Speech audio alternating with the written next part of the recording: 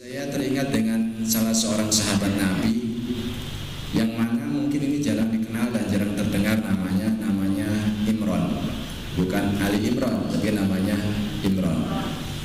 Gitu. Yang mana Imran ini beliau punya penyakit wasir atau apa namanya wasir itu? Ambeien. Punya penyakit ambeien. Sakitnya itu ngefek kepada yang lainnya, kepada kemaluannya, duduknya basah terus gitu kan, ngefek berat sakit.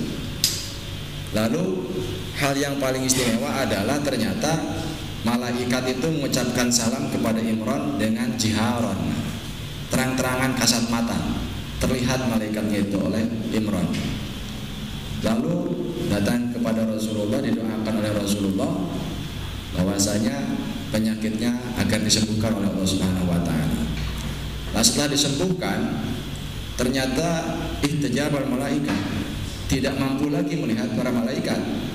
Lalu datang lagi fasyaka Rasulullah sallallahu alaihi wasallam, maka Imran itu mengadukan kepada Rasulullah, "Ya Rasulullah, kenapa saya sekarang tidak bisa melihat malaikat? Sebelumnya ketika sakit saya bisa melihat malaikat, bahkan mengucapkan salam dengan langsung," gitu kan. Lalu Rasul mengatakan, "Terhijabnya kamu dari malaikat karena kesembuhan kamu." Jadi akhirnya itu Imran minta lagi kepada Rasul agar didoakan agar sakit lagi, dan ternyata malaikat terlihat lagi gitu. Jadi kalau pengen lihat malaikat harus sakit. Yang paling rugi tidak sakit nggak lihat malaikat lagi.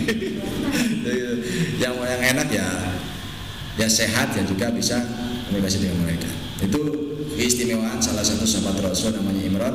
Itu dikutip di dalam kitab Kasifatus Saja ketika menjelaskan bab tentang tata cara sholat. Kalau tidak mampu berdiri silahkan sambil duduk, tidak mampu berduduk sambil berbaring, gitu kan. Nah, itu riwayat Imam Bukhari. 3 kondisi itu, berdiri, duduk, berbaring, itu riwayat Imam Bukhari. Ditambah riwayatnya dari Imam An-Nasai, boleh sambil mustaqian, yaitu terlentang. Tapi kalau bisa sambil terlentang pun kepalanya tetap menghadap ke kiblat. Dan itu sedang asbabul wurudnya ada kepada Imran. Ketika sahabat Imran tidak bisa sholat sambil berdiri karena memiliki penyakit, gitu. Itu istimewa sahabat Rasul itu. Ya Allah. Sebelum kepada bikin kurban, saya hendak menyampaikan salah satu hadis yang terjemahnya, suatu hari para sahabat ditanya oleh Rasulullah SAW, "Apakah kalian tahu siapakah iman seseorang yang paling mengagumkan?" Itu. Para sahabat serempak menjawab, "Imannya para malaikat ya Rasulullah." Sabda Nabi apa? Kalau malaikat iman kepada Allah biasa, tidak mengagumkan. Kenapa? Karena malaikat langsung menerima tugas dari Allah.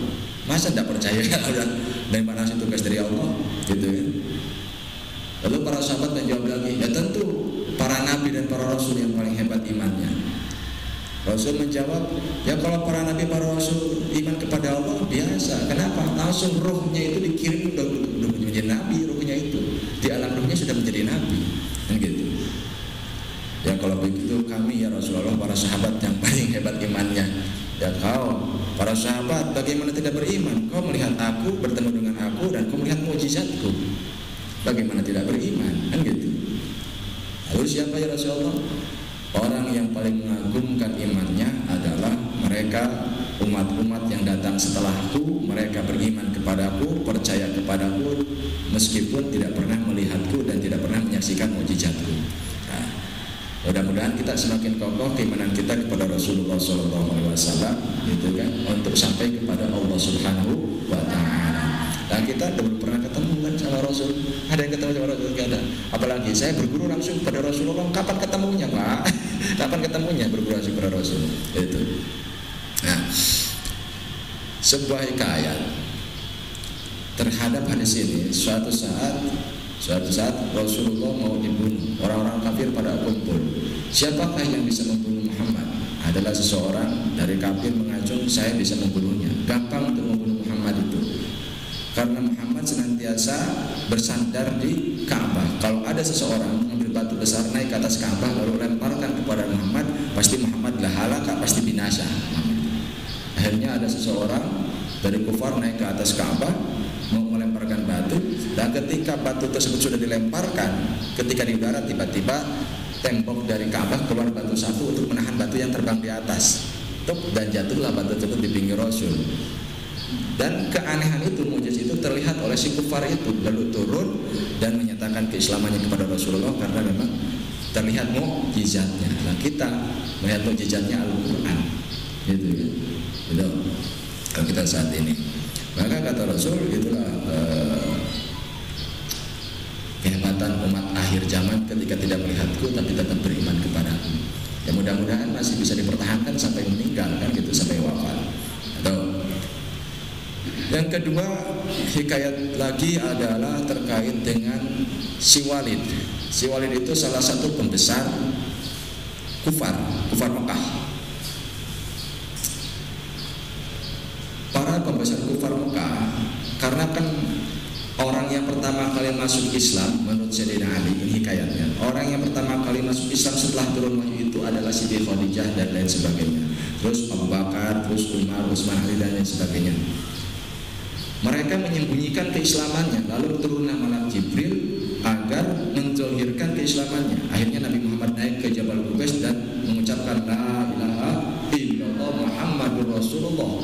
Lah terdengarlah orang-orang kafir Mekah, akhirnya semuanya kumpul, ini Muhammad apa-apaan jadi? Dia menghina Tuhan kita yang kita sembah, kata orang kafir. Siapa yang bisa membunuh Muhammad? Datanglah si Walid, kata si Walid, mungkin Muhammad pengen harta, jadi kasih duitlah dia. Kata kafir yang lain lagi, dia itu tukang sihir, pendusta Muhammad itu. Lalu Walid dituduh sebagai orang yang mendukung Muhammad. Padahal Walid juga adalah seorang tokoh kufar Mekah, dituduh sebagai pendukungnya Muhammad. Akhirnya marah, halumu alayya, tunggu saya minta waktu 3 hari.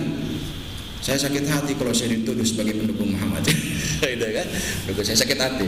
Akhirnya dia pulang ke tempat ritualnya, bukan ke rumahnya, ke tempat ritualnya. Ternyata dia punya 2 buah patung, 2 buah berhala terbuat dari emas dua-duanya, dan ditetesi oleh batu, ditetesi oleh berlian, mutiara dan permata-permata lainnya. Itu. Nama patungnya itu salah satunya adalah si Hubal. Akhirnya dia itu bermunajatlah dengan si Hubal itu 3 hari 3 malam, tidak makan, tidak tidur, tidak pulang ke istri, tidak menengok anak, gitu kan, selama 3 hari. Hari ketiga baru teriak si Walid ini, wahai Tuhanku, wahai Hubal, saya 3 hari 3 malam tidak makan, tidak tidur, tidak pulang ke istri, tidak menengok anak, tidak minum. Saya mohon petunjuk tentang perkara Muhammad ini. Nah, lalu datanglah setan masuk ke dalam mulutnya si patung itu dan berbicara, inna Muhammadan laisa bin nabiyyin fala tusaddiquhu. Sesungguhnya Muhammad bukanlah seorang nabi, jangan kau ikuti, jangan kau percaya kepada Muhammad kalian semuanya. Wah, bahagialah hasil munajatnya, cair gitu lah. Itu putung taharraka kalama, mulutnya bisa berbicara dan bergerak gitu, karena dimasuki setan.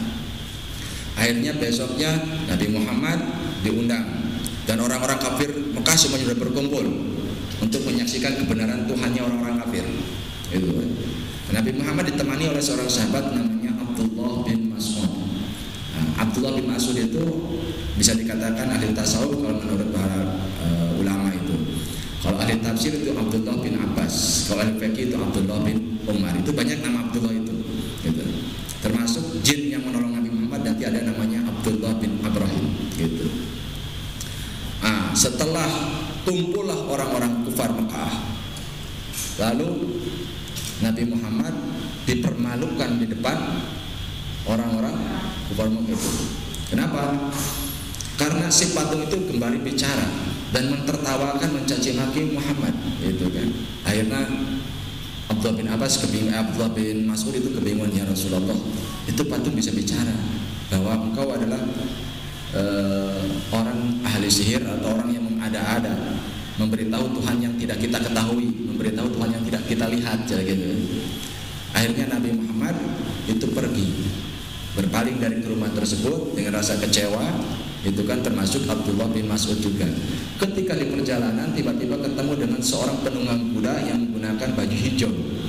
turunlah dari kuda lalu mengucapkan assalamualaikum ya Rasulullah Muhammad. Lalu Nabi Muhammad menjawab waalaikumsalam juga sama menjawab. Hanya saja kaget Nabi Muhammad. Man anta ajabtani, siapa anda, kau telah mengagetkanku. Lalu si penunggang kuda yang pakai baju hijau itu menjawab, saya adalah anak jin. Saya adalah anak jin. Dan aslamtu fi zaman Nuh, dan saya telah Islam di zaman Nabi Nuh alaihissalam. Dan saya sekarang tinggal di Tursina, Jabal Tursina. Saya tinggal di Jabal Tursina. Lama saya meninggalkan tempat kelahiran saya, tapi ketika saya pulang, saya melihat istri saya sedang menangis. Itu bahagiatan gitu. Lalu saya tanya, wahai istriku, kenapa kau menangis? Ataro musbiron, ma'ataro musbiron, kata istrinya, kata si jin istrinya itu. Apakah kau tidak tahu apa yang dilakukan oleh si musbir? Dia telah mencaci maki Muhammad di depan umum. Maka kan si jin itu marah. Namanya Mahir bin Abrahim. Nama jin itu si Mahir. Setelah itu apa? Lalu si jin si Mahir itu mencari jejak si musbir yang telah masuk ke dalam patung Hubal itu, dicari dan ketemulah di Bukit Sofa dan Marwah. Akhirnya dipenggalah si musbir oleh si Mahir dan kepalanya dilemparkan ke tempat rumput, lalu badannya dimutilasi dan dilempar antara Bukit Sofa dan Marwah. Lihatlah ya Rasulullah, ini darah si musbir masih ada di pedangku. Akhirnya Nabi Muhammad mendengar kabar itu dari si Mahir, senang. Lalu Nabi Muhammad bertanya, siapa anda? Saya adalah Mahir bin Abrahim. Setelah itu apa? Nabi Muhammad mendoakan kebaikan bagi si jin Mahir itu. Lalu jin Mahir bertanya lagi kepada Nabi Muhammad, apakah kau tidak mau memerintahkanku sebagaimana telah dilakukan oleh si musbir kepada orang-orang kafir sehingga mencaci makimu? Apa sabda Nabi? If'al, lakukanlah. Akhirnya besoknya hari ketiga, Nabi Muhammad kalau dalam kitab hari kedua diundang lagi dan kumpul lagi di depan orang-orang kafir, dan patung Hubal kembali ditongkrongkan untuk berbicara, untuk mencaci maki lagi, mencela lagi Nabi Muhammad SAW. Namun ternyata yang masuknya bukan si musbir, kan si musbir udah dibunuh. Yang masuknya siapa? Yang masuknya si Mahir tadi. Masuklah ke dalam perutnya si Hubal, yaitu patung Hubal, dan berkata, sesungguhnya Muhammad adalah nabi yang hak, ajaran yang dibawanya Islam adalah agama yang hak. Apabila kalian tidak mengikuti Muhammad, maka kalian akan selama-lamanya di dalam jahanam. Itu kan beda dengan yang hari kemarin. Itu mujizat juga. Bila. Nah, setelah itu apa yang terjadi? Yang terjadi banyak orang-orang kufar Mekah masuk ke dalam Islam kecuali Abu Jahal. Abu Jahal kan gengsi, masih harus mengikuti ponakan, gitu kan. Akhirnya apa yang terjadi? Patung si Hubal tersebut diambil oleh Abu Jahal dan dilempar, lalu dibakar, pecah-pecah gitu oleh Abu Jahal dari kejauhan. Nah itulah kenapa para sahabat zaman dahulu beriman kepada Nabi Muhammad SAW, karena yang pertama melihat Nabi Muhammad, yang kedua melihat mukjizatnya. Itu dari segi syariat. Tapi kalau hakikatnya tetap taufik dari Allah Subhanahu wa Ta'ala. Nah itulah sekilas tentang kehebatan umat-umat yang akhir zaman masih beriman gitu. Mudah-mudahan bisa bertahankan sampai wafat. Baik bapak-bapak dan ibu-ibu sekalian, pada kesempatan ini insya Allah kita akan mengkaji tentang fikih kurban, dan pada saat ini kita bertepatan dengan tanggal 23 Dzulqa'dah. Berarti kurang lebih berapa hari lagi? 23, 7, 12 hari lagi ya, sebentar lagi. Fikih kurban, karena dalam hal ini muncul pertanyaan-pertanyaan atau permasalahan-permasalahan hukum tentang kurban. Bolehkah satu ekor kambing untuk satu keluarga? Bolehkah niat kurban itu digabungkan dengan akikah dan lain sebagainya? Kita bahas, kita kaji pada pagi hari ini. Kalau ada masalah yang mau ditanyakan, silakan. Terus kalau bisa saya jawab, kalau belum saya PR-kan, gitu.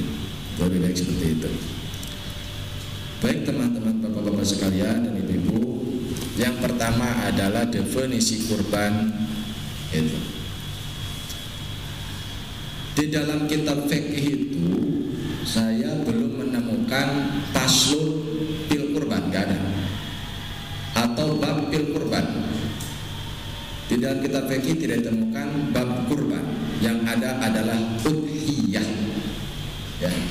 Jadi ada beberapa ibadah sedekah yang penyembelihan itu ada udhiyah, ada kurban, ada akikah, ada tazkiyah, ada juga hadyu. Ada apa ya? Ada udhiyah, ada kurban, ada hadyu, ada akikah, ada tazkiyah. Itu dalam fikih itu istilah-istilahnya. Tentu ada persamaan, ada perbedaan itu. Nah, definisi kurban yang kita tahu di sini adalah yang dimaksud kurban adalah udhiyah. Padahal setiap udhiyah adalah kurban, tapi tidak setiap kurban itu adalah udhiyah. Ya? Sekali lagi, setiap udhiyah adalah kurban, tapi tidak setiap kurban itu adalah udhiyah.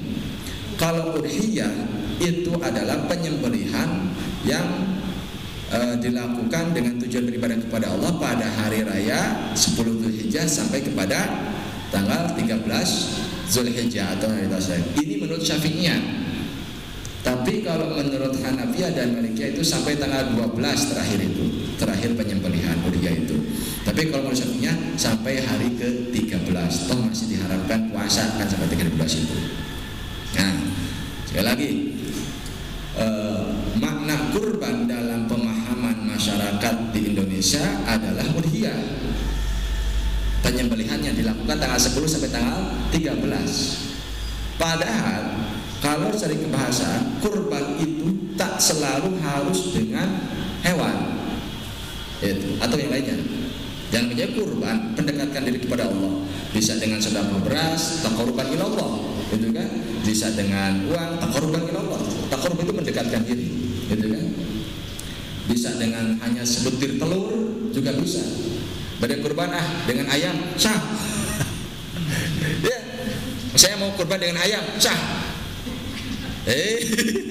Ya, kurban. Tapi kalau udhiyah dengan ayam tidak sah. Karena udhiyah itu syaratnya apa? Salah kambingnya apa? Hewannya hewan khusus.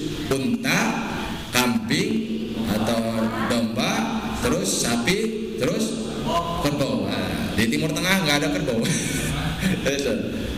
Untuk di Kudus itu kurbannya nggak pakai sapi. Kenapa? Karena bidarah, menghormati orang-orang Hindu di sana. Kurbannya pakai apa? Pakai kerbau. Gitu. Dan dengan penghormatan seperti itu ternyata banyak orang yang masuk Islam karena mereka itu fanatik sekali terhadap sapi, gitu kan? Atau penjelmaan Tuhan lah, mungkin seperti itu. Jadi kalau di Kudus itu sampai menyembelih sapi, wah itu namanya menghina umat lain gitu lah, umat lain gitu kan.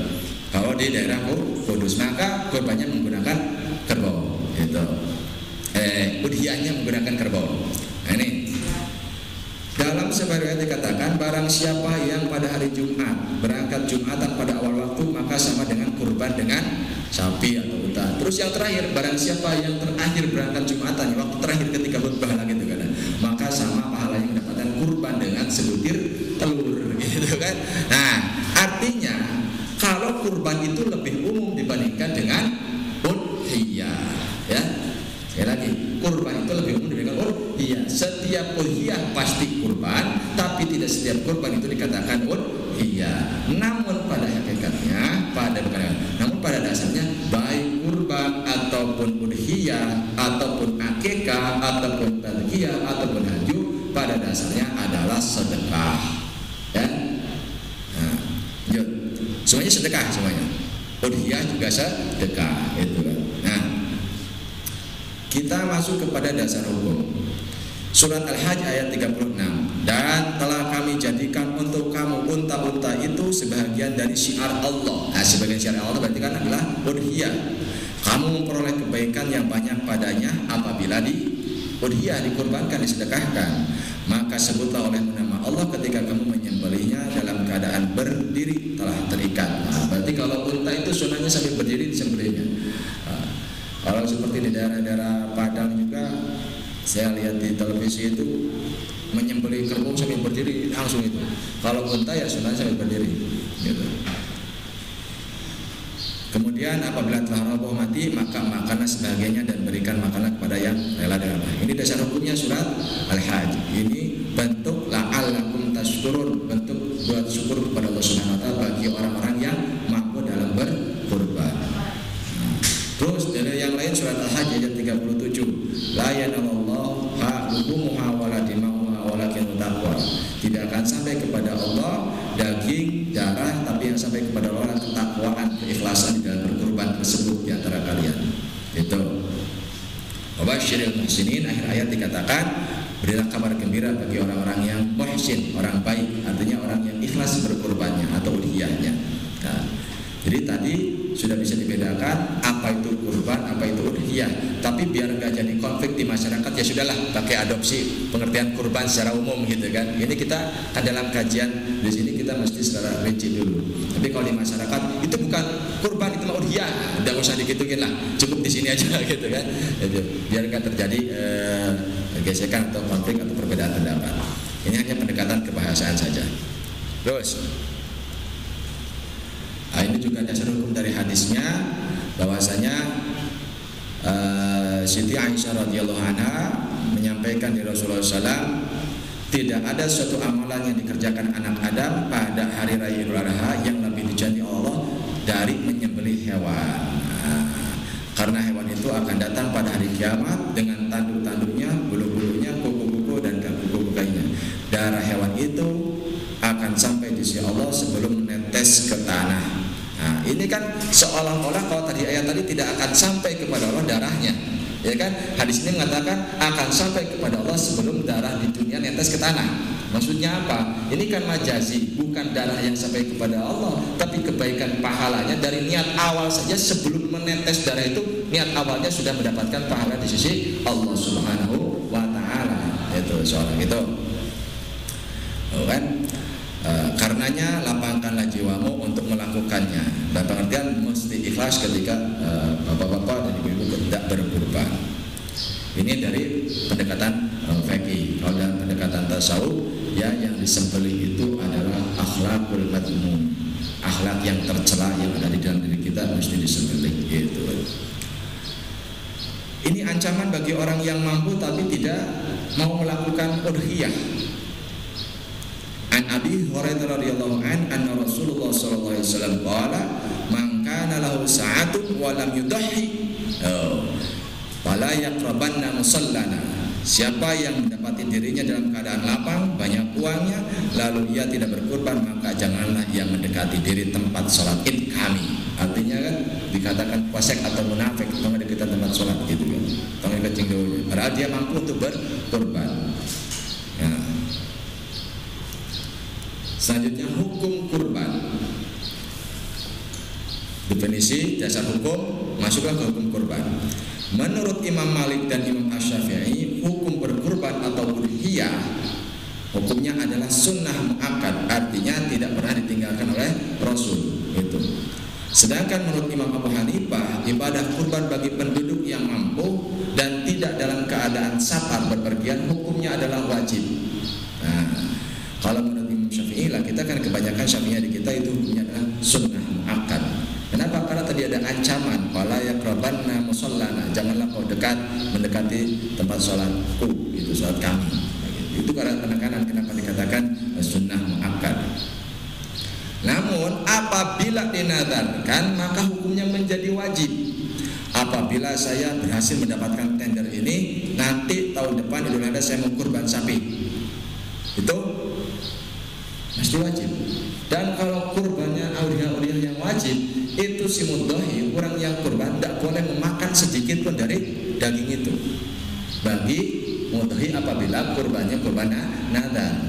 Kalau kurban sunat ya boleh tidak lebih dari 1/3. Tapi kalau kurban yang dinadarkan tidak boleh makan sedikit pun. Itu menurut para ulama. Selesai tentang hukum kurban. Sekarang keutamaan kurban tadi disampaikan, sudah disampaikan dalam hadis juga, tidak ada amalan yang paling baik di hari Idul Adha itu kecuali amalan menyembelih hewan kurban. Ini keutamaan amalan. Sekarang kita lihat jenis-jenisnya, kriteria hewan kurban. Yang pertama dokun. Dokun itu adalah domba. Syaratnya harus mencapai minimal usia 1 tahun atau sudah berganti gigi atau ajat. Sungai gigi udah gitu. Yang kedua, makzun, kambing kacang gitu kan. Wajib orang mbek badot dirangnya. Mbek badot ya. Mbek kacang, makzun gitu kan. Nah, zaman ini usianya minimal 2 tahun lebih karena kan memang kecil. Minimal 2 tahun baru boleh silakan. Yang ketiga, sapi dan kerbau harus mencapai usia minimal 2 tahun lebih. 2 tahun lebih 1 hari boleh. 2 tahun lebih 1 hari boleh gitu. Yang penting kan 2 tahun lebih itu sapinya. Yang ketiga, unta. Unta harus mencapai usia 5 tahun lebih. 5 tahun lebih 1 hari boleh. Harga unta itu kalau memang ada di kita, itu harganya kemarin saya dengar dari yang menebus diat, yang diat di Arab itu rata-rata 17 juta sampai per unta. Jadi hampir imbang lah, jangan sapi yang paling kecil Pak. Paling kecil lah gitu. Paling kecil. Kalau sekarang paling kecil 17 juta. Kalau nanti mungkin setelah hidup ada sekian bulan mungkin bisa besar. Gitu kan? Gitu. Nah, sekarang kan 21, 23 itu kan yang syarat itu sedang bukan yang besar. Gitu. Itu. Rata-rata 21. Unta yang sedang dalam posisi berdiri ini udah disembelih, lihat gambarnya. Itu udah disembelih, lagi berdiri. Gitu. Nah ini kriteria jangan sampai ada yang cacat. Ini kan gagah kambingnya. Oh, gitu kan gagah ini. Kasep lah biasanya. Saya teringat dengan kisah muridnya siapa itu, muridnya Abdullah bin siapa, lupa lagi dari kitab itu. Ketika ada seekor kuda dihargai murah, hanya harga 40 dirham. Lalu kata Abdullah kepada pedagang itu, kenapa terlalu murah kuda ini dijualnya? Karena kuda ini terlalu lelet, kalau bawa perang itu tersusul oleh musuh, dan gitu kan.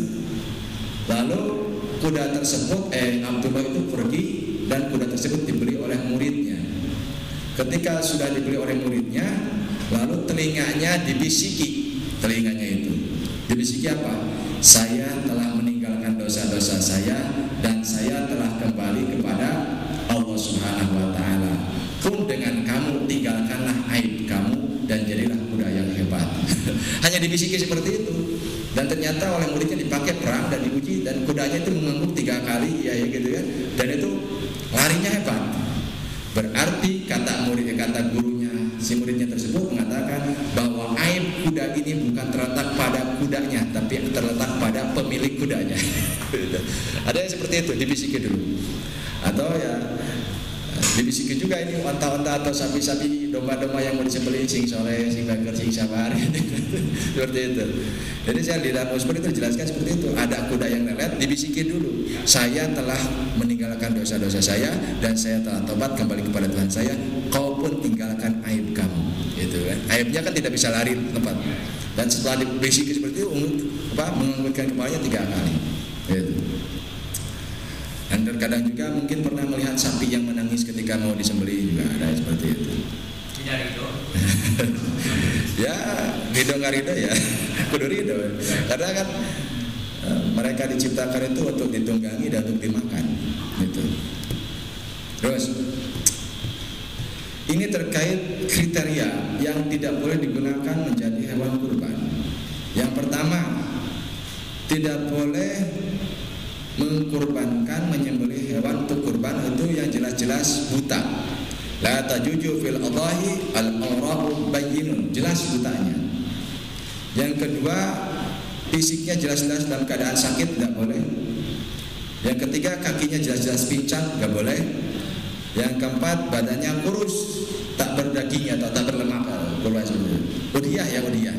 Itu tidak boleh. Hadis riwayat Abi Daud. Ini kriteria hewan kurban.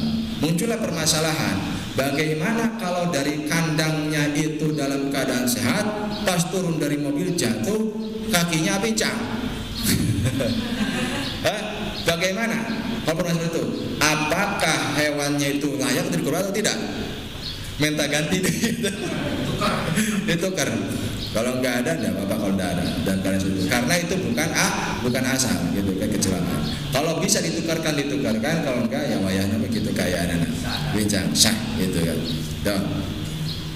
Dibanding harga sapinya yang besar yang limosin itu, gitu. Baik. Nah ini kalau kecelakaan, gitu. Bagaimana kalau kecelakaan? Ini menurut Ibu Qudamah, berarti Hanbaliyah kalau Ibu Qudamah. Jika seseorang telah menentukan hewan yang sehat dan bebas dari cacat dan berkurban, kemudian mengalami cacat yang seharusnya tidak boleh untuk dikurban, maka dia boleh menyembelihnya dan hukumnya sah sebagai kurban. Gitu. Keterangan ini pendapat Imam Atta, Hasan Basri, An-Nakhai, Az-Zuhri, Az-Sawri, Imam Malik, Imam Syafi'i, Ishaq, dan di dalam kitab Al-Mughni ini rujukannya. Ini pendapat para ulama. Gitu. Jadi boleh kalau kecelakaan sah. Gitu. Karunya itu. Ya udah beli mahal-mahal jatuh. Kadang-kadang kan suka nakal itu sapinya, ngamuk kemana-mana kan, banting sini banting sana, akhirnya kan nggak terkendalikan. Terjadilah kecelakaan kepada hewan yang mau dikurbankan. Ya. Selanjutnya tentang ketentuan-ketentuan kurban.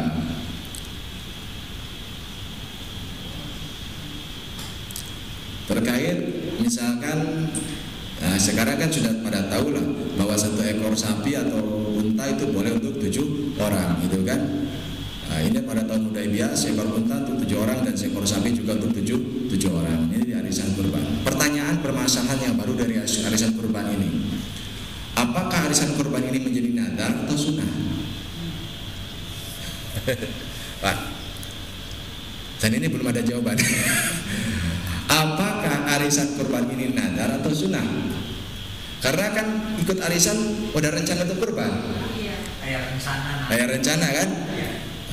Oh, itu masih sunnah. Kenapa? Karena kan nadar itu ada syarat. Syaratnya apa? Apabila saya dapat arisan saya mau kurban, saya sarwakan. Sama-sama dinadarkan kalau seperti itu. Ya, arisan kurban itu masuk pada hukum sunnah atau pada kurban yang disunahkan atau kurban yang diwajibkan, karena itu ada nadar. Ya, kalau konsekuensinya adalah hanya pada tidak boleh memakan daging itu. Kalau nadar, itu ya. Nah, ini saya juga belum mendapatkan jawaban kajian yang komprehensif, baru muncul dalam kajian Bahsul Masail teman-teman, gitu kan? Apakah arisan itu masuk pada nadar atau kepada kurban sunnah? Nah, kalau nadar kan wajib, kalau sunnah ya boleh makan. Nah itu. Nah, ini perlu diinformasikan kepada ibu-ibu atau bapak-bapak yang ikutan arisan kurban, karena kan rencananya bahwasanya tahun ini giliran saya kurban karena dapat arisan kurban itu, ya. Tapi kalau misalkan niat awalnya adalah menabung dan untuk berkurban dan tidak ada nadar, gitu kan, itu tidak, ya sunnah kurbannya. Ya, nanti ya mudah-mudahan bisa selesai cepat karena kita hampir ada grup khusus Bahsul Masail permasalahan aktual itu mengkaji masalah-masalah kontemporer gitu. Baik. Selanjutnya. Ini tentang hewan kurban. Dari Siti Aisyah radhiyallahu anha menyuruh untuk mendatangkan seekor domba kibas yang bertanduk, kemudian domba itu didatangkan kepadanya untuk melaksanakan kurban. Beliau berkata kepada Aisyah, "Wahai Aisyah, ambilkan untukku pisau."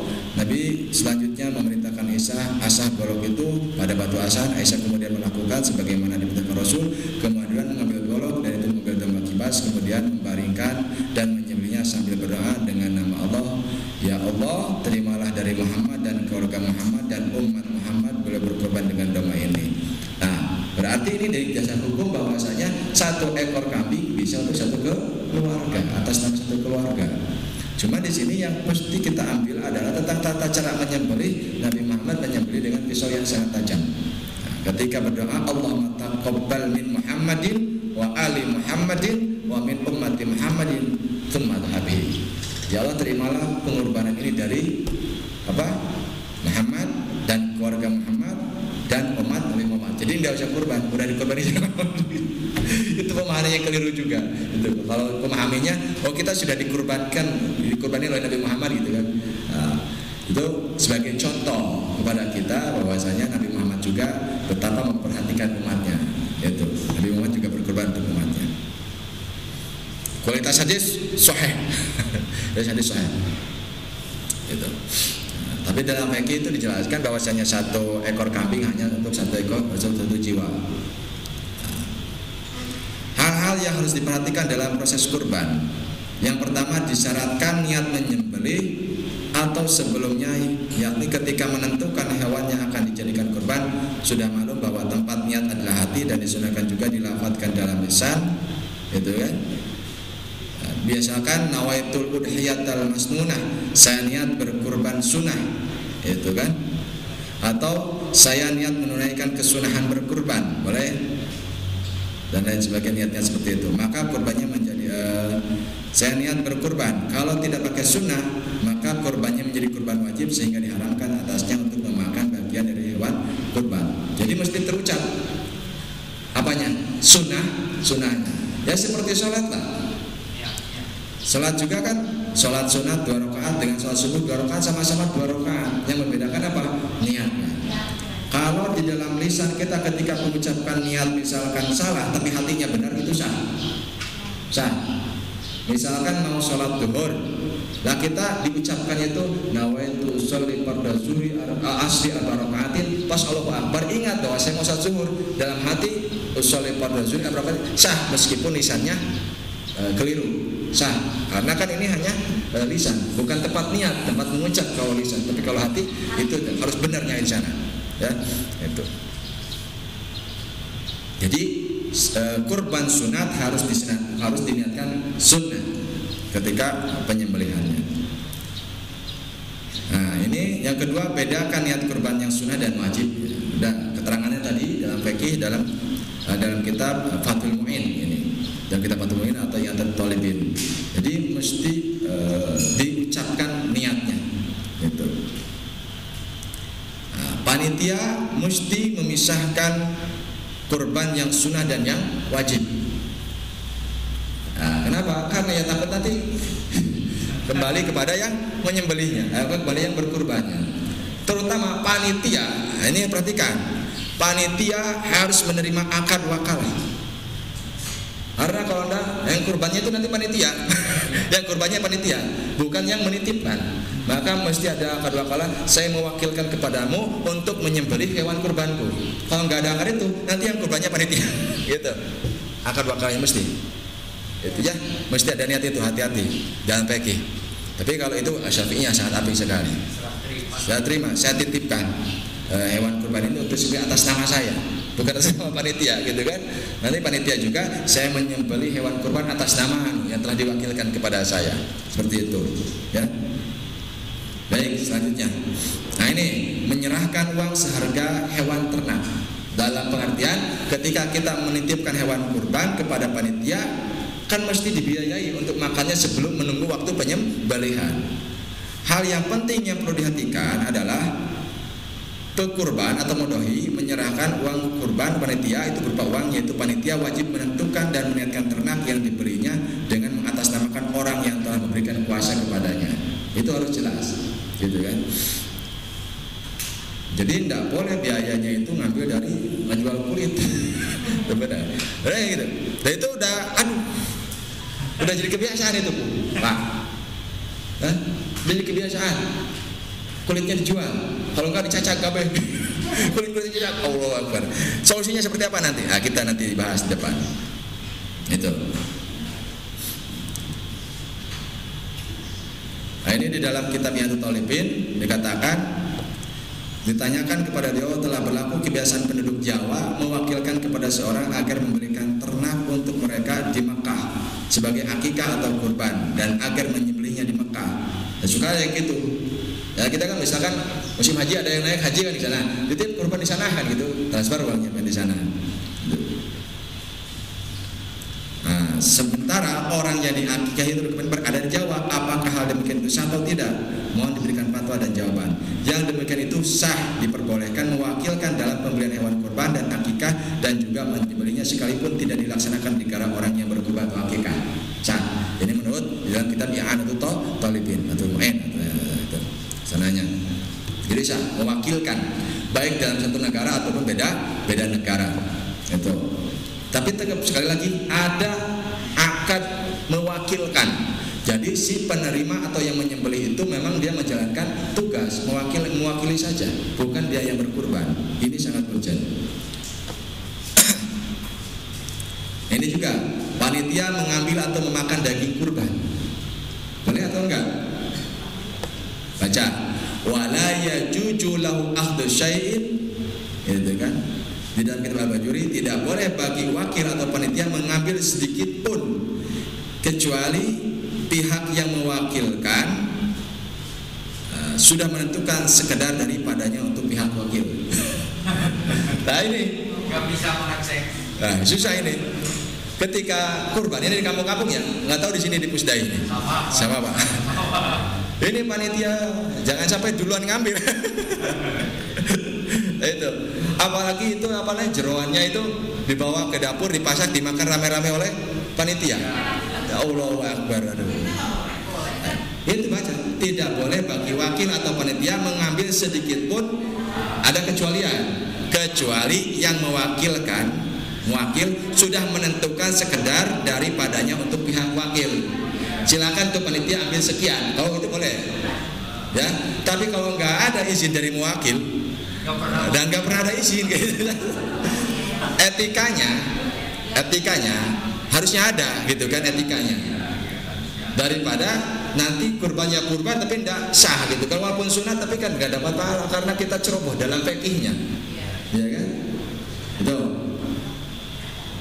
Atau misalkan ketika ada si mudohi mau berkurban, harus ditanya oleh panitia, bapak mau minta apanya? Oh saya minta sepertiganya deh, terserah berkasih apa, biar jeroannya mumpul. Silakan, sepenting tidak melebihi sepertiga. Itu kalau kurbannya yang sunnah. Silakan seperti itu. Lalu nih bagi wakil yang panitia bagiannya apa? Boleh nggak saya ngambil? Itu nggak ada konfirmasi sampai sekarang. Dimanapun itu jarang yang melakukan seperti itu. Ya udah, kata si panitia, kata si wakilnya itu, kata si mudohi, terserah panitia saja. Manggawelah cina, manfaatkan. Ya mudah-mudahan itu nggak salah. Mudah-mudahan itu nggak salah gitu kan. Itu kan, itu terserah aja panitia. Ini ada pengecualiannya, itu adalah kecuali si mudohi atau yang mewakilkan itu sudah menentukan sekadar bagian dari hewan yang dikurbankan. Silakan panitia mengambil berapa persen lah dari daging yang ada, silakan seperti itu. Oh itu boleh, itu panitia. Ya, wakil itu panitia yang menerima. Kalau mewakil yang berkurbannya, mewakil, ya. Jadi mewakil itu mudohi yang berkurbannya, mewakil orang yang mewakilkan. Kalau wakil ada yang menerima, ya. Panitia berarti kan? Panitianya itu.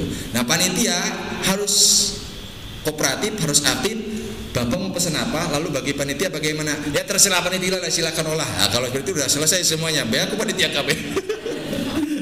Tapi selalu panitia nantinya seperti itu, gitu kan? Tapi kan panitia tidak mungkin berjamaah dalam kebatilan. Gitu kan? Biasanya Pak kalau pesan apa-apanya dicatat Pak. Ya mesti itu, mesti catat. Hanya doang gitu. Ya sepenting tidak melebihi sepertiga. Makanya kalau yang apik itu ditimbang mentahnya berapa, gitu kan? Bapak fisik semuanya berapa, itu udah ambil dari daging setelah semuanya. Apik. Tapi kan kalau saking banyaknya darurat, wah digabung aja semua, gitu kan? Seperti itu, gitu kan? Harusnya ya ditimbang satu-satu. Ini mudohinya si Anu udah harus jelas. Waktu saya praktek di Panjaitan waktu mahasiswa, memang agak lama tapi apik gitu kan warung. Jadi jelas, ini adalah kambingnya si Fulan. Dia minta sekian kilo fisiknya, ketika sudah jadi sekian kilo, bagi sepertiganya diambil. Itu memang agak lama sih seperti itu. Ya itu agak lama. Nah, sementara kan di luar sudah ngantri. Udah ngantri kan gitu. Makanya kita jangan beranggapan bahwa kurban hanya bisa dilaksanakan pada satu hari, biar nggak terlalu ngantri. Tapi juga ada masalah kalau kurban dilaksanakan 3 hari berturut-turut, nanti ngantrinya 3 hari, nanti besok ada lagi, jangan datang lagi orang yang sama kan gitu. Permasalahannya adalah, permasalahan baru lagi, berapa bagian yang dapat diterima oleh mustahik kurban? Itu kan? Dan itu sangat relatif. Para ulama mengatakan aqallul mutawamil, artinya selayaknya yang bisa diperjualbelikan. Misalkan di sini Pak Bambang turun pakai Fortuner pergi ke pasar, lalu beli daging sapi 1/4, layak nggak? Terlayak gitu kan? Artinya yang dibagikan kepada fakir miskin itu akal mutawi yang layak untuk dijual. Bagi fakir miskin, sedekah itu kan tasarrufnya kepada fakir miskin, beda dengan hadiah. Kalau sedekah itu pasti kepada fakir miskin, tasarrufnya. Gitu. Nah, adapun kepada yang yang fakir miskin itu boleh dijual dan boleh dimakan. Tapi kalau itu kurban diberikan kepada orang yang mampu, itu tidak boleh dijual oleh yang mampunya, harus dimakan. Bagi yang mampu, kan itu kan kalau kurban itu mustahiknya kan semuanya lah, umat Islam semuanya, baik kaya ataupun miskin mustahiknya semuanya. Tapi ketika ditasarufkan kepada misalkan bapak-bapak yang merasa mampu, jangan dijual, harus dimakan. Itu kalau bapak ya kasihkan lagi sama yang lain. Ya, itu tasarufnya itu. Beda dengan hadiah. Kalau hadiah itu kan terserah lah mau di gimana kalau hadiah. Lanjutnya, biaya operasional panitia. Ini kan ketika menitipkan hewan kurban, sementara waktunya seminggu lagi, ya kumaha domba mali paraban itu kan, dan akan dikasih makan. Biaya operasional, siapa yang nanggung biaya operasional itu? Panitia atau mudhohi? Berdasarkan rujukan dalam kitab Rodut Thalibin, gitu kan, halaman 222, bahwa orang yang berkurban tidak boleh memberikan kepada tukang sembelihan dari daging kurban haju atau sebagai ongkos penyembelihan. Namun biaya penyembelihan dibebankan kepada yang berkurban.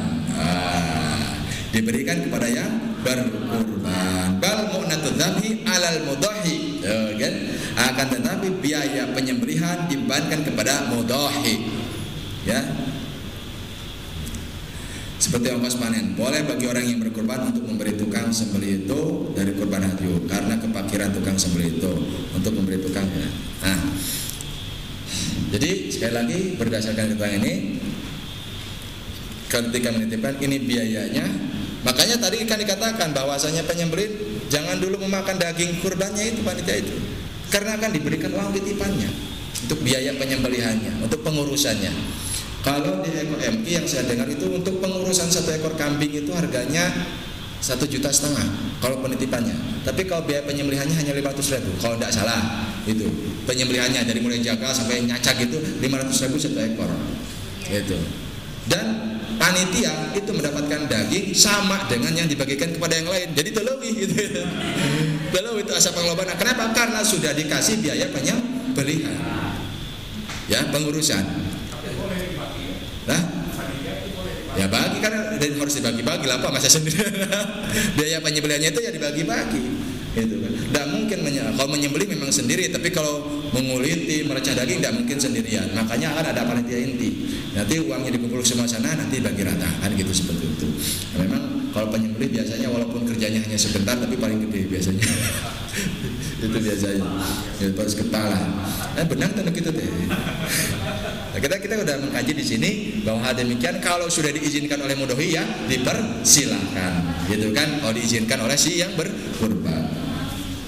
Selanjutnya, ini ada hadis ya, mungkin bapak-bapak dan ibu-ibu juga pernah mendengarnya, bahwasanya larangan memotong kuku dan rambut bagi yang berkurban. Apakah larangan ini adalah haram atau makruh? Makruh, ya. Maksudnya apa? Sunnah jangan dulu dipotong rambut dan kuku kita. Kenapa? Agar menjadi saksi, ikut menjadi saksi penyembelihan. Itu salah satu hikmahnya ya. Tapi bukan penjelasan dari saya, itu salah satu hikmah saja, bukan penjelasan hadisnya. Kan ketika ada larangan pasti ada tujuannya. Kalau misalkan larangan ini haram, wah nggak boleh kurban gitu. Hanya makruh saja. Kenapa jangan dulu dipotong lah, bersabar hanya 1 hari lah gitu kan. Setelah dipotong agar ikut menjadi saksi kelak di akhirat. Gitu. Hadis riwayat Muslim. Nah, ini yang tema kita bahas. Dan ini sudah saya mendapatkan jawaban dari teman-teman, dari kaji semuanya. Akikah atau kurban yang didahulukan? Boleh nggak membarengkan niat akikah dengan kurban? Ibnu Hajar berkata, seandainya ada seorang yang menginginkan dengan 1 kambing untuk kurban dan akikah, maka hal ini tidak cukup, artinya tidak sah. Tidak sah menurut Ibnu Hajar. Berbeda dengan Imam Romli yang mengatakan bahwa apabila seorang berniat dengan 1 kambing disembelih untuk berkurban dan akikah, maka kedua-duanya dapat terrealisasi. Sah menurut Imam Romli. Itu ya. Jadi silakan mau yang mana. Mau Imam Nawawi, bagi orang yang lapang punya uangnya 1 ekor kambing 1 niat. Itu bagi orang yang ya pas-pasannya yang niat akikah aja kurbannya, maka itu mengikuti pendapat Imam Romli. Toh dua-duanya juga adalah madhabnya Syafi'iyah. Dua-duanya madhabnya Asy-Syafi'i. Gitu. dua-duanya Syafi'i. Baik Ibnu Hajar, Imam Romli itu dua-duanya adalah ya Syafi'iyah, dua-duanya juga. Itu.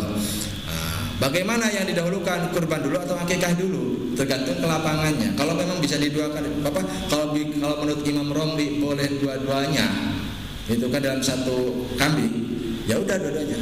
Tapi misalkan kalau mau pendapat Imam Ibnu Hajar, kalau akikah itu batas terakhirnya adalah 40 hari misalkan, atau ada yang seumur hidup.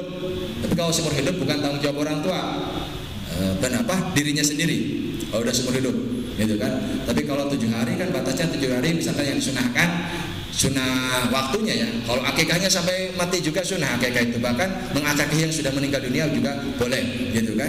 Itu sampai.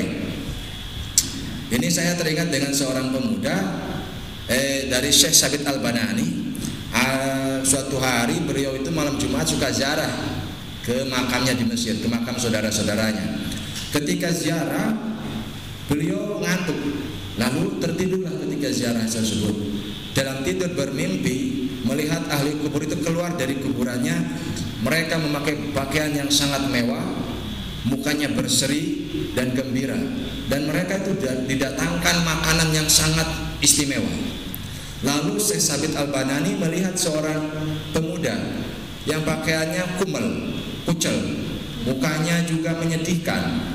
Sementara yang lain itu banyak makanan, pakaiannya rapi. Dia sendiri si pemuda tidak pakai baju yang bagus, ya kucel. Lalu ditanya oleh Syekh Sabit Al-Banani dalam mimpinya, "Wahai pemuda, apakah kalian dari golongan mereka?" "Saya saya memang golongan dari mereka, tapi saya terasing." "Kenapa kau pakaiannya seperti itu? Muka kamu kunyin gitu ya. Sementara yang lain itu rapi-rapi dan cahaya." Lalu kata si pemuda tersebut, karena mereka memiliki anak, memiliki kerabat yang mendoakan di dunianya, senantiasa bersedekah atas nama yang sudah meninggal ini, dan kebaikan itu sampai kepada mereka. Sementara saya hanya seorang pemuda yang berangkat haji dengan ibu saya. Ketika sampai ke sebuah kota di Mesir, saya datanglah hukum Allah, yaitu meninggal dunia. Ketentuan Allah datang, saya meninggal ketika di Mesir. Lalu saya dikuburkan oleh ibu saya di tanah ini, dan ibu saya menikah lagi dengan laki-laki lain. Akhirnya ibu saya itu lupa kepada saya, dan saya tidak ada yang mendoakan. Makanya saya seperti ini di alam kubur itu, kata si pemuda itu. Kata Syekh Sabit Al-Banani, kalau begitu kasih tahu di mana ibumu, di kampung mana, rumahnya di mana? Ya di rumah anu gitu kan, di kampung anu, di rumah anu. Kalau misalkan ibuku tak percaya kepadamu, kepada Syekh Sabit, tolong sampaikan kepada dia bahwa di sakunya itu ada uang 1000 miskol dari perak, dan itu adalah warisan bapakku dan itu adalah hak saya. Sampaikan kepada dia. Akhirnya terbangunlah subuh-subuh itu, dan Syekh Sabit Al-Banani mencari ke kota Mesir ibunya itu. Lalu ketemulah ibunya, betul bahwa saya punya anak sudah meninggal dunia, betul saya sudah itu. Ya, lalu ceritakan oleh Syekh Sabit bahwa anakmu di alam kubur itu dalam keadaan sengsara. Gitu. Bahwa dia punya hak waris dari bapaknya 1000 miskol perak, tolong itu disedekahkan. Akhirnya oleh ibunya dititipkan ke Syekh Sabit, tolong saya mewakilkan kepadamu sedekah atas nama anakku. Akhirnya diterimalah wakalah tersebut, mewakili itu, dan disedekahkan oleh Syekh Sabit atas nama almarhum anak pemuda yang meninggal dunia. Dan ketika malam Jumat yang akan datang, jarah lagi Syekh Sabit, ngantuk lagi dan bermimpi lagi, dan ketemu lagi dengan pemuda tersebut dalam keadaan berpakaian yang sudah sangat indah, bersih, muka berseri-seri. Lalu si pemuda tersebut mendoakan Syekh Sabit, semoga Allah menyayangimu sebagaimana kau menyayangiku di alam bercah ini. Itu pengaruh Syekh Sabit. Itu buktinya bahwasanya amalia orang yang hidup itu masih bisa sampai doa yang lain.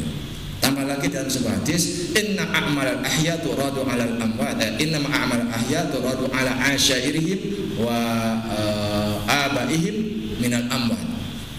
Sesungguhnya amalia orang yang hidup itu akan Allah perlihatkan kepada kerabat-kerabatnya yang sudah meninggal dunia, baik bapaknya ataupun saudaranya. Apabila paikana khairan, apabila amalnya itu baik, fahamidullah, maka mereka akan memuji kepada Allah Subhanahu wa taala. Apabila amal mereka yang masih di dunia itu ternyata buruk, maka mereka berdoa kepada Allah, Allahumma la tamithum, ya Allah jangan kau matikan dulu anakku, saudaraku, sebelum hatta tahdiyahum hidayah, dan sebelum kau memberikan hidayah kepada mereka. Jadi kan berdasarkan keterangan ini, bukan dalam Uspur ya, itu hadisnya ada. Berdasarkan keterangan ini, bahwasanya amalia orang yang hidup itu sampai kepada yang sudah meninggal, atau yang sudah meninggal juga masih bisa mendoakan yang masih hidup. Buktinya, Allahumma la tumithum hatta tahdiyahum hidayatan. Ya Allah, jangan matikan dulu anakku yang belum sholat, keluargaku yang belum sholat, yang belum belajar zikir, sebelum Engkau memberikan hidayah kepada mereka. Itulah doa mereka. Selanjutnya, ini tentang kira selesai. Dikit lagi, Pak. Berkurban atas nama orang lain boleh atau tidak? Nah, ya udah jelas itu. Seekor sapi membedai untuk 7 orang, demikian juga bila mereka bersyukur di dalamnya. Atau syahatan an syakhsin wahidin faqat min sutariyah hakikatan fa inda ma'a anhu an ahlihi aw an asyrafa bi rumahu bi tawil jaza. Maka dapat itu, Pak. Ia pun mendapatkan pahala khusus di samping itu, yaitu kan.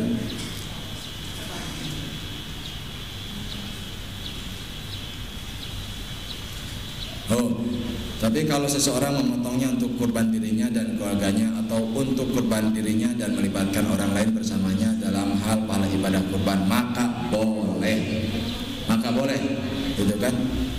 Maka boleh berkurban atas nama orang lain, silakan. Itu sudah meninggal juga boleh, silakan. Di dalam kitab Tausyih Ali bin Qasim ini kalau tidak salah masih masuk kepada kitab Fathul Qarib, Syarah Fathul Qarib. Ini sunnah-sunnah menyembelih binatang yang akan disembelih, direbahkan, kemudian kakinya diikat, lalu dihadapkan ke sebelah rusuknya yang kiri agar mudah menyembelihnya. Menghadapkan diri ke arah kiblat, begitu pula binatangnya akan disembelih. Potonglah urat nadi. Nah, ini mau bagi jagal lah, itu jagal. Itu. Hanya tahun kemarin saya tidak menyembelih kambing dan sapi. Biasanya saya itu yang minimal 7, tapi 15 itu tersembelih awal-awal. Sampai kerongkongannya dan kiri kanan leher sampai terputus agar lekas mati. Boleh disapat ke? Jangan sampai sapat. Bagi itu makruh kalau sampai sapat. Bagi binatang yang lehernya agak panjang, maka penyembelihnya di pangkal leher sebelah atas agar lekas mati. Bagi binatang yang tidak dapat disembelih lehernya karena liar atau jatuh dalam lubang sehingga tidak bisa disembelih lehernya, maka penyembelihnya dilakukan di mana saja. Silakan. Itu kalau memang sulit untuk disembelihnya. Kalau liar pun ditembak, bismillahirrahmanirrahim, gitu. Saking liarnya gitu kan, sapinya ngamuk terus nggak bisa ditangani. Setelah hewan atau binatang itu benar mati baru boleh dikuliti. Jadi jangan masih kegerecetan gitu, masih sekarat kita udah mengkuliti, itu makruh. Kalau sudah benar-benar lepas, nggak ada nyawanya sama sekali, baru dikuliti. Makruh menyembelih sampai putus lehernya.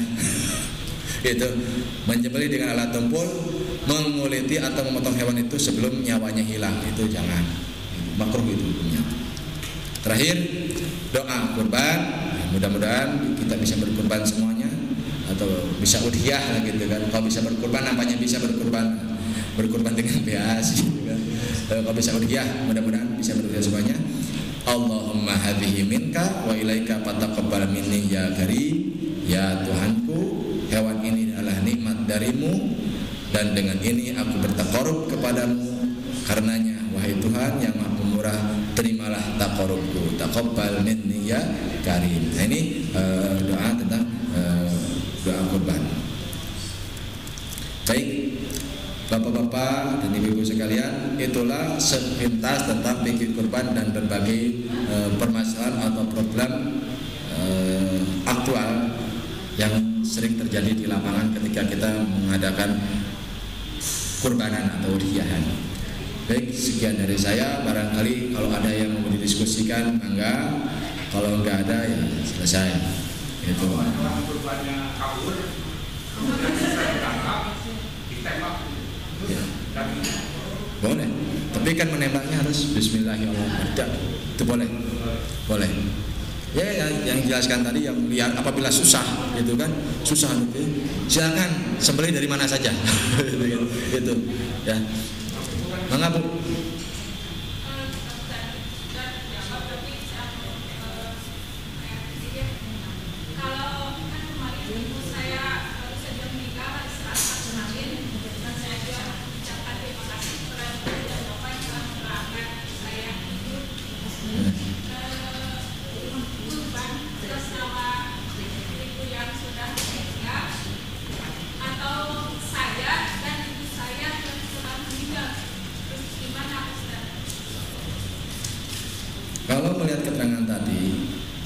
Yang lebih utama mendingan untuk ibu dulu. Untuk ibu.